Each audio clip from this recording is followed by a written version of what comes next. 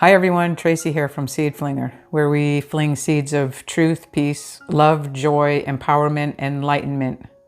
And today's topic is relationships and why they are so difficult. I remember hearing somebody say at one time, hell is other people. Relationships are about your reaction and your response to whether it be your partner, your children, your boss, your co-workers, people in the stores, everyone. And relationships seem so difficult because it seems like it involves the other person when it doesn't really. So the first order of understanding is that our relationship is really with our thoughts, with our beliefs, and with Source. There's a primary relationship with ourselves, if you will, that we should get right. And when that relationship, it's not really a relationship, but there's no other way to express it. When that relationship is right, all of the other relationships will just flow. And the reason that they flow is because we try to get our power, our peace, our love, our joy from out there, especially in other people. We hear and see and have been taught by movies and other people about ideals, a relationship ideal, and how we would like them to be. And what we're really talking about is how we want to feel, how we want to experience other people. A lot of times our ideals are based on other people.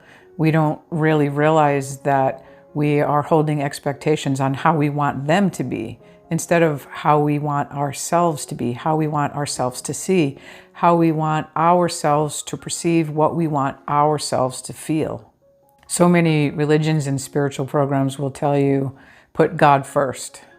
But what does that actually mean, to put God first? Is God not just a concept or also an ideal, an image, a belief that we will project onto an out there or an up there, or if this happens, then I will experience heaven? I believe a deeper and truer understanding of the word adultery means not that you're sleeping with other people or that you're cheating on a partner, but it means that we have left our first love and we are choosing that which doesn't fulfill. So we have left the source energy that is always giving, that is always supporting, that is joyful and peaceful and loving all the time, to chase after something else. And so we have inadvertently committed adultery. So we did it by looking for our fulfillment to come from out there, from how other people behave and how they talk and how they respond and react to us. So the first relationship that is the primary relationship is with Source, which is inside oneself. Even Jesus said, the kingdom of heaven is within you. And there are so many references and understandings to point to look and hear instead of out there. We can't connect to something out there and have an experience in here. So it's really backwards. Our original ideas or ideals are backwards. They don't work. That's why relationships aren't fulfilling, because we are going through constant power struggles. You're not the boss of me. You don't tell me what to do. I'll be home when I'm home. And why do I have to give account? And I'm doing the best I can and get off my case, and I'll take the trash out when I take the trash out. And who are you talking to and why are you talking to them? And all of these insecurities that come up that we're constantly trying to get to a state of peace, but we're expecting to get it from changing other people's behaviors. And then our relationships will fall apart because nobody likes to be controlled. And nobody likes to control other people, really, because when you're controlling other people, you're basically saying, I'm so powerless that I can't tap into this joy that's inside of me, so I have to change you in order for me to feel good. And yeah, we might be able to get little breadcrumbs from it, but ultimately we're never fulfilled, because if it comes from out there, it's not ours. It's dependent upon other people. Now, the source of life, the source of the foundation of the first cause, put everything that we as humans need already in place. So it doesn't have to be found. But how we get to that first relationship with Source, where we completely are fulfilled in our at peace and are at ease and we're not reacting constantly, is to notice and be aware of the blocks to that. So we don't have to search for joy. We just become aware of the blocks to joy. And those are beliefs. They're ideas that we have in our mind, and they are around the same thing over and over, that I don't have it, so it must be out there. It's an egoic trick. Let's say you're in a relationship and you want your freedom and the other person is controlling and there's a match. The reason that there's a match is because the person that wants their freedom doesn't feel free. So the vibration that they're offering is that I'm not free. So the other person will now have to control that person. So they will be matched with someone that will control them, and they'll never be able to experience their freedom, because when you put out, I want my freedom, you are unaware that what you're putting out is, I am not free. And when we're not free, we feel imprisoned. And of course, we're going to attract somebody that's going to attempt to imprison us more. You know that word deserving, like I am deserving, but it implies that I don't have, that I am not that. So we're trying to constantly convince other people of our worth by proving that we're worthy, but what we're putting out is I'm not worthy. And then we're attracting those other people to tell us exactly the truth of the vibration that we put out. You're a piece of crap and you're unworthy and you're undeserving. But to say that you are deserving is basically saying that you don't have. So you're not tapped into that which doesn't need to prove, it doesn't need to do, it doesn't need to get, it already is. We do this in relationships too. If you loved me, you wouldn't say that. If you loved me, you would stick up for me. If you loved me, and we have this ideal about love and the other person isn't conforming to our expectations, but we're unaware that the vibration that we're putting out is, I'm unlovable. And therefore we need them to give us what we're lacking. But the problem is our relationship with Source is blocked in some way by holding that we don't have what was given to us, which is love. So we have to prove, other people have to prove that we're lovable to them. So we'll constantly hold their feet to the flame by, holding in mind, if you loved me, you wouldn't do this. If you loved me, you wouldn't be with her. You wouldn't be with him. If you loved me. And so it's constantly showing us we're unlovable, because that is the vibration, that I'm unlovable, because I have to get it out there because it's not completely known in here. A lot of times the only way that we can become aware of what we're attracting is when we attract people that are triggering us, because without them triggering us, we wouldn't be aware of what we're putting out. And so failed relationships aren't really failed in the sense that they are bringing up into our consciousness what we are holding in mind about ourselves. We are attracting the exact opposite of what we are wanting, because it originally comes from the belief that I don't have it. So if I don't have it, I have to get it, which means I'm not tapped in.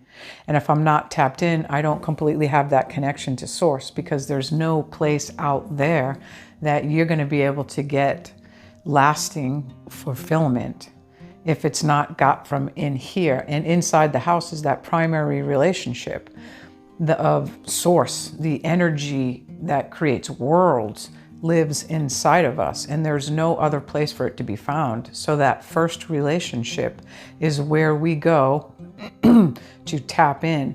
And if we're not tapped in, and you can feel when you're not tapped in, then you have to look for the blocks, because something is blocking that flow of joy, of love. And feeling powerless is just a crappy feeling. It's just, and it doesn't benefit other people, because now we become dependent on them, and vice versa, and people are dependent on us. And then you think, well, get up and do it. I did it, you did it, my parents did it. Why are you relying on me? And then in order to make our point, we go back in time. Back in the day, I had to walk 2 miles in the snow with holy sneakers to school. And you are telling me that you need a ride and your school is only a half a block away? Are you kidding me? There are some relationships, the lover relationship, where we don't feel equal to our partner because they are parenting us. And it feels like we are the child. They are parenting and we are the child, and we're being nagged and told what to do, and we lose our sense of equality. And in those relationships, it can be really painful. The lesson to learn is that the person being nagged is the one that needs to up their standards and actually become mature so that they can attract a partner, or attract the energy that sees the other as an equal, because we cannot be parented in a lover relationship when we're 40, 50, 60, 70 years old. It just doesn't work. Something's got to give. A lot of times too, we put all of our eggs in that one basket in the lover relationship, kind of like a slot machine where you put so much money in, you just can't stop now. And also because we get our most intense experiences when we share our body, mind, and spirit with another person, which usually happens in the lover relationship. And so we keep trying and trying and trying to improve our relationships with other people, not knowing that we have forsaken that alignment with the only energy that actually can fulfill. Because as much as you believe you want to be loved by other people, whether they love or not is really none of our business. What we want to feel is love, and it can't come from out there. Therefore, we can't ever get it or enough of it from out there. It has to be gotten from in here. And so the love has to flow from me, and the peace and the support and the joy and the well-being, it all has to begin with me and then flow outward to my relationships. So we have it backwards. Most of us do have it backwards. That's how we were taught. We didn't know better. And these relationships will continue to give us power struggles and pain. And then we confuse love with pain, where we'll say, I don't want to be in a relationship because love is painful. But love is not painful.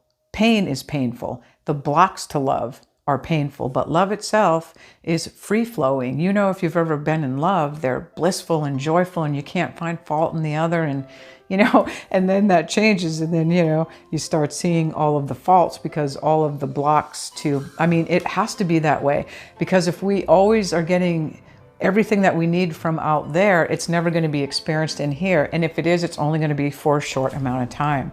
We want to tap into that and tune into the source of love, the source of peace, the source of joy, the source of support, and not be needy, dependent beings, or baffled of how is it that you're not getting what it is that you're wanting, and what are we wanting?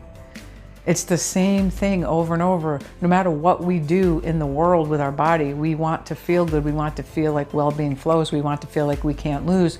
We want to feel fearless. We want to be tapped into joy. We want to have fun. We want to laugh. And so this all is the knowing that the relationship that you want to get right is with you, with Source, with this. It already has been given us. We don't need to get it in the future. It's already there. So we just tap into it. And when you're not feeling this good feeling, then there's a block. And we look at the block through our beliefs, and the belief will create the lack of that, and the body will experience the feeling, because our body mind is like one entity. It's body, mind, spirit is one. Whether you think or feel first, like the chicken or the egg, is irrelevant. That the body, your experience is feeling the lack of that. And you can only experience a lack of something when there's a block, because it already is. And that is so amazing, because you don't have to do all that work in order to become worthy and to become lovable and to become respected. It's already contained in the house. Our job is really simple. We just see the block to that. And then we own, yes, it's true. We made it true. We believed it was true. And then we attracted it into our life. I get these life reviews all the time in which my life will just flash through my eyes, and I can actually see the block showed up in every area of my life. And when I unblock it, then I get more Source, more free flowing, more peace. And then then all of my relationships are beautiful. They cannot not be. That double negative. When we are jealous or insecure, and then we are angry with other people because we're trying to get that security from them, or we want them to stop doing what they're doing so that we don't feel jealous, it's because we believe that that joy is outside ourselves and we haven't tapped into it. So if you're jealous and you're with someone who's flirting, all this is going to constantly get triggered inside of you because you are believing that you are getting your love solely from this other person. Therefore, if they love someone else, it's unacceptable because we set up this idea or this ideal in our head that says, I can only get love from the lover. And that is so far from the truth, because you can only get love from yourself, and then you share it with your lover. And so jealousies and insecurities are all fear that I will lose love, which you never had to begin with, because it's out there. It wasn't yours to keep. It was only yours to feel for a moment, as long as they behaved the way you wanted them to. The moment they acted against that, you fear that you will now lose it, which you already lost because it wasn't tapped in to continuously flow. It was out there to begin with. Also, when it comes to relationships, as empathetic as we are towards our partner, it's really not our job to fix their pain. Yes, we can have compassion, but we're not responsible because we didn't cause it. And when you know that you didn't cause someone else's pain, it's such a great relief, because then you can actually be present while they are experiencing pain and you are holding peace, because peace is a very high vibration. And to not be responsible, by that I mean you didn't cause it. You didn't cause their pain. And we're always on this journey of potential. And so if I said something that was kind of aloof or cold, I can change it, not because being aloof caused them pain, but for my own standards, there's always a better way to say something. And I do that, or you do that, for the standards, our own standards, our own potential. There's always a better way to do something. So we never master our potential, but relationships get better and better when that one primary relationship with you and Source, because Source gave you, like Source gave me, is everything. Everything that we needed for this journey on earth was given to us. And our job is to just find the blocks that are blocking what already is, and then removing the blocks so that it flows. And that is, that results in empowerment, and that you are empowered, you feel invincible. Even death itself is absurd, that you aren't living a life full of fear. You're living a fearless life, and you're confident because you're no longer dependent on the world or it to go a certain way. And it doesn't mean we're removed from our empathy and our compassion. It means that we know what that feels like before we had that one relationship going really good. We know what it was like to look for that power outside ourselves, and that love and that joy and that security. I mean, to feel jealous and insecure is such a sucky feeling. I mean, oh my God, it's enough to make people, want to lose the will to live. And so just knowing this, and this is what each person has to find out for themselves. Does this joy, love, peace, support exist within myself, or is it just a bunch of crap? And when we start to resonate with the truth, we say, hey, yeah, Source wouldn't have put us down here without a memory, without ability to tap into, without any, support. That would be so unloving. So what we previously believed is not true. We're not here all alone trying to make a living and constantly trying to tap into confidence, only to be sabotaged, every time we turn around. And so life is meant to be easy and effortless. This is what the Bible says, or the whole Bible's a lie. So each person has to come to this conclusion within themselves, and you can't just say it's a lie unless you have actually attempted to undo blocks and to tap in. And then you now have the experience to actually say whether it's true or not.